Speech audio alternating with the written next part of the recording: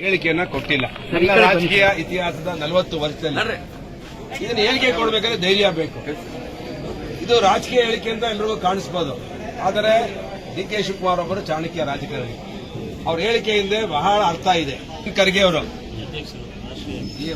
ಪ್ರಯಾಗ್ರಾಜದಲ್ಲಿ ಮುಳುಗಿದ್ರೆ ಏನು ಎಲ್ಲರೂ ಬಡತನ ನಿವಾರಣೆ ಆಗುತ್ತಂತ ಹೇಳಿಕೆ ಕೊಟ್ಟ ಮೇಲೆ ಎಐಸಿಸಿ ಅಧ್ಯಕ್ಷರು ಇವರು ಹೋಗಿ ಪ್ರಯಾಗ್ರಾಜದಲ್ಲಿ ಮುಳುಗಿರೋದು, ಆಮೇಲೆ ಹಿಂದೂ ಅಂತ ಹೇಳಿಕೆ ಕೊಟ್ಟಿರೋದು, ಧೈರ್ಯವಾಗಿ ಕೆಪಿಸಿಸಿ ಅಧ್ಯಕ್ಷರಾಗಿ ಇದನ್ನ ನಿಜವಾಗಲೂ ಕೂಡ ನಾನು ಸ್ವಾಗತಿಸ್ತೇನೆ.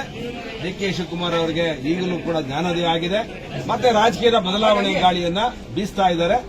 ಬದಲಾವಣೆ 100ಕ್ಕೆ 100 ಇದೆ ಅಂತ ಅನ್ಸುತ್ತೆ. ಅವರ ಹೇಳಿಕೆಯನ್ನು ಮಾತ್ರ ಸ್ವಾಗತ ಮಾಡ್ತೀರಾ? ಬಿರುಗಾಳಿ ಎದ್ದಿದೆ ಅಂತ ಅನ್ಸುತ್ತೆ.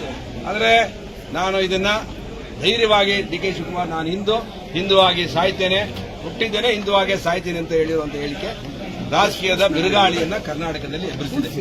ಅದರಿಂದ ಬದಲಾವಣೆಯ ಗಾಳಿ ಬಹಳ ಜೋರಾಗಿ ಬೀಸ್ತಾ ಇದೆ ಅಂತ ಅನ್ಕೊಂಡಿದ್ದೇನೆ. ಅವ್ರ ಹೇಳಿಕೆಯಲ್ಲೇ ಬದಲಾವಣೆ ಇದೆ ಅಂತ ಹೇಳಿ ಒಬ್ಬ ಕಾಂಗ್ರೆಸ್ನ ಕೆಪಿ ಮಲ್ಲಿಕಾರ್ಜುನ್ ಗಾಳಿ ಅಲ್ಲ, ಏನ್ ಬೇಕಾದ್ರೂ ಆಗ್ಬೋದು ಅನ್ನೋದಕ್ಕೆ ಬಿಜೆಪಿ ನಾನು ಪಕ್ಷಕ್ಕೆ ಬಿಟ್ಟಂತ ವಿಚಾರ ಇದು. ನಾನೊಬ್ಬ ಜಿಲ್ಲಾಧ್ಯಕ್ಷನಾಗಿ ಇದ್ದವನು. ನೋಡ್ರಿ, ಅವ್ರ ಹೇಳಿಕೆನ ಮನಸ್ಪೂರ್ವಕವಾಗಿ ನಾನು ಶ್ಲಾಘಿಸ್ತೇನೆ ಮತ್ತೆ ಸ್ವಾಗತ ಮಾಡ್ತೇನೆ. ಬಿಜೆಪಿ